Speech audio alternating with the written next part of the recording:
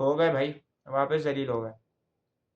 बॉबी भाई का कमबैक करवाया था, वो माशाल्लाह वापस डक पे गए वो। और हमारी टीम ने आज इतना अच्छा खेला। हमारी पूरी टीम में आज नवाज़ के अलावा किसी ने कोई ढंग की परफॉर्मेंस नहीं दी। चाहे वो बॉलिंग हो या बैटिंग हो। साइम अयूब ने बॉलिंग अच्छी करी, लेकिन वो उनका जो मेन रोल है वो कर नहीं रहे, तो बॉलिंग तो एक एक्स्ट्रा ऑर्डिनरी चीज़ है जो वो कर रहे हैं। तो बॉलिंग करने का कुछ फ़ायदा नहीं हो, वो बैटिंग कर लें तो सही है। आज आज भी बैटिंग 37 रन उन्होंने कुछ बना तो लिए, लेकिन जिस तरीके से आज वो खेले हैं, अल्लाह माफ़ करे, इतना गंदा खेल रहे थे। कोई 10-15 दफ़ा तो वो बचे उनसे, फास्ट बॉलर्स की बॉल तो उनसे खेली नहीं जा रही थी। बार-बार उनके ऑफ स्टंप से ही मिस होके जा रही थी बॉल, एज बीट हो रहा था उनसे, तो कर ही नहीं खेल ही नहीं पा रहे थे वो। एक दफ़ा पहली बॉल पे वापस से पिछली 10 इनिंग्स में उनके 5 डके, तो आज वापस से अपना छठा डक 11वीं इनिंग्स में करने वाले थे, वो तो कैच छोड़ दिया उन्होंने। उसके बाद साहिबज़ादा फरहान को उन्होंने इतने प्रेशर में डाल दिया कि वो मारने की वज़ह से वो भी अपनी विकेट खो बैठे। उसके बाद बाबर आज़म आए, उन्होंने तो पता नहीं क्या करा है, क्या शॉट खेलना चाह रहे थे। इधर से पता नहीं क्या खेला है, अजीब-सा कैच दे दिया, समझ में नहीं आया कुछ क्या करें। फिर आगा सलमान भी पता नहीं क्या इंटेंट का चूरन बेचते हैं, उनसे भी कोई परफॉर्मेंस नहीं हो रही है। कैप्टन जब से बने हैं, उनका भी एवरेज इतना घटिया ही है, स्ट्राइक रेट भी उनका घटिया है।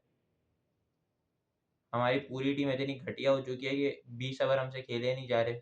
20 ओवर खेलने के लिए हम लोगों को कोई प्लेयर चाहिए, हम लोग इतने गंदे, घटिया, नल्ले हो चुके हैं कि हमसे 20 ओवर नहीं खेले जा रहे। हमें कुछ मेरे ख्याल से तो हमें सारे टेस्ट मैच के बैटर भर देने चाहिए ताकि हम 20 ओवर तो खेलें।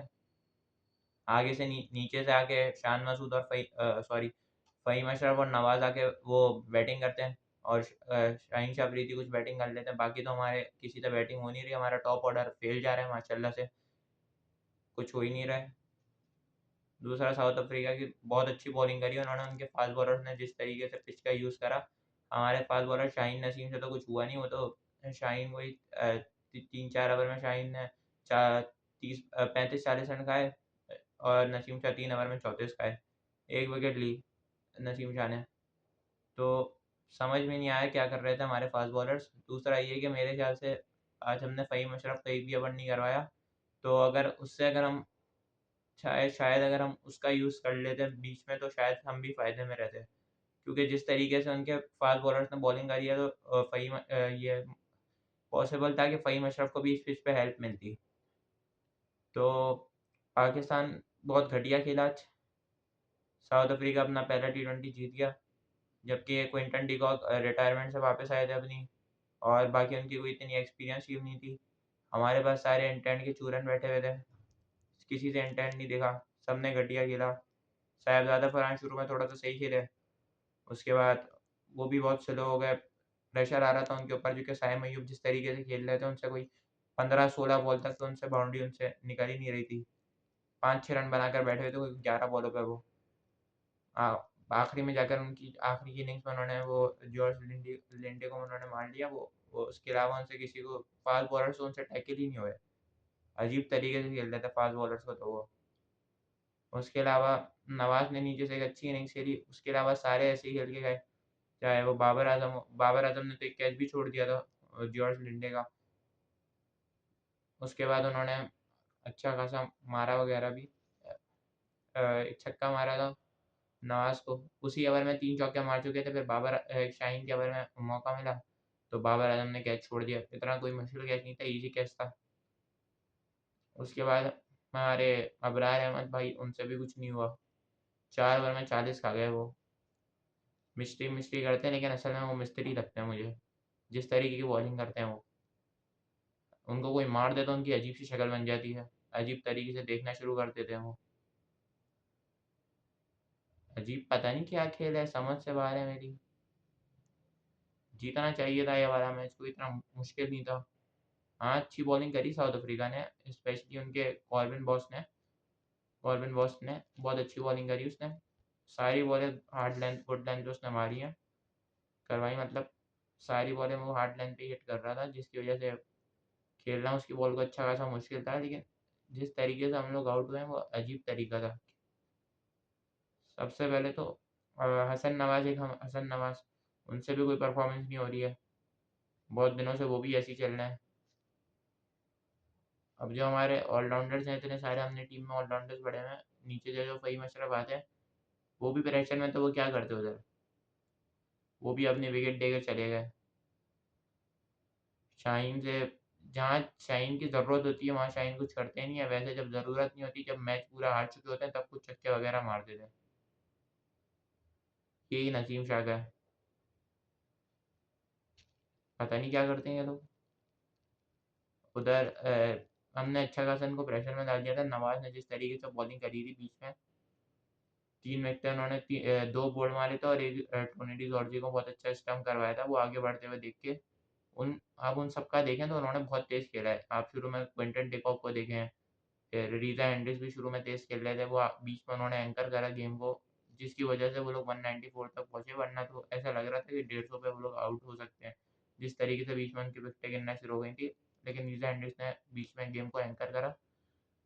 उसके बाद टोनी डी जॉर्जी आ गए थे, उन्होंने भी आकर कोई 16 बॉलों पे 33 मार के गए वो। फिर वो क्या नाम है, एबीडी विलियर्स, यार बेबी एबीडी विलियर्स, नाम याद नहीं आ रहा मुझे उसका, हाँ डेवाल्ड ब्रेविस, हाँ वो आए, वो आउट हो गए। 4 रन बनाए उन्होंने 4 बॉलों पे, वो भी बोल्ड हो गए, जो ये अच्छी बात थी। नवाज़ ने उनको आउट कर दिया। उसके बाद साउथ अफ्रीका प्रेशर में था, उनके एक और उनके कैप्टन डोनल परेरा, वो भी आउट हो गए थे। और वो भी एक अच्छी बॉल पे कोई आउट नहीं हुए थे, वो प्रेशर में थे, तो वो प्रेशर में वो लोग आउट हुए जा रहे थे। नवाज़ ने प्रेशर बना दिया था। उसके बाद जॉर्ज इंडिया है, उन्होंने आके हमारा काम तमाम कर दिया, जबकि वो कोई ऑलराउंडर है नहीं, वो बॉलर्स में आते हैं। इतना जिस तरीके से वो खेल के गए, उससे हमारे बैटर से ज़्यादा अच्छा तो वो खेल के चले गए आज। पहले वो आराम से सिंगल वगैरह करते रहे, फिर उनको एक शाहीन का ओवर मिला, उन्होंने उसमें मारा, फिर एक अबरार को भी उन्होंने छक्का वगैरह मारा था। तो इसी तरीके से इनिंग्स को वो लेके जाते रहे, और पाकिस्तान को उन्होंने 194 पर, उनको पूरा कॉन्फिडेंस था कि वो इस टारगेट को डिफेंड कर लेंगे, क्योंकि इनको पता था कि इनके शुरू में हमने इनको प्रेशर में डालना है, तो ये लोग इनके हाथ पैर फूल जाएंगे, इनको प्रेशर में डालेंगे तो इन लोगों से फिर कुछ होना नहीं है, ये लोग विकेट दे के जाते रहेंगे अपनी। एक हमारे वो बाबर आजम है, उनसे तो पता नहीं कब से कुछ नहीं हो रहा।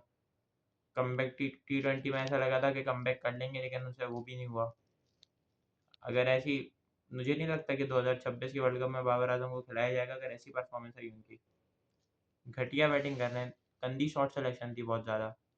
हाँ, उधर कह सकते हैं कि वो भी उन्होंने प्रेशर में वो शॉट खेला, वो जो खेलना चाह रहे थे वो समझ में नहीं आया क्या खेलना चाह रहे थे। लेग की तरफ खेलना चाह रहे थे, ऑफ की तरफ, कुछ समझ नहीं आया। वो क्योंकि साइम अयूब कुछ बाउंड्रीज वगैरह मार नहीं रहे थे, तो शायद उन्होंने वो शॉट खेला, लेकिन एग्जीक्यूशन बहुत गंदी थी उनकी, जिस तरीके से वो आउट हुए। तो अब पाकिस्तान का पता नहीं, शायद परसों या कल मैच है, पता नहीं मुझे, अभी मैंने देखा नहीं। तो अब पाकिस्तान को चाहिए कि अगले मैच में कमबैक करें, और अच्छा कमबैक करें। यही नहीं कि ज़लालत को कंटिन्यू करें। वैसे ही इतने सालों से ज़लील हो रहे हैं, कब कुछ इम्प्रूवमेंट नहीं आ रही। कभी अभी मैच में दिखा रहे थे कमेंटेटर्स, पाकिस्तान का पिछले 4-5 साल में सबसे ज़्यादा जो पाकिस्तान की टी20 में प्रॉब्लम है, वो डॉट डॉट परसेंट बॉल्स है। मतलब वो जितनी बॉलें डॉट करते हैं, 34%, 100% में से 34% वो डॉट करते हैं, जिसकी जो उनके हारने की वजह बन रही है। इतनी डॉट करते हैं, इतनी डॉट करते हैं कि बाकी रन क्या बनाएंगे जब, जैसे अगर 120 बॉलें हैं, तो टी20 में 20 ओवर में, जैसे 20 ओवर है, उसमें से पाकिस्तान कम से कम 4 5 से 6 ओवर डॉट कर देता है। तो ऐसे अगर पाकिस्तान करता रहेगा तो फिर क्या खेलेगा?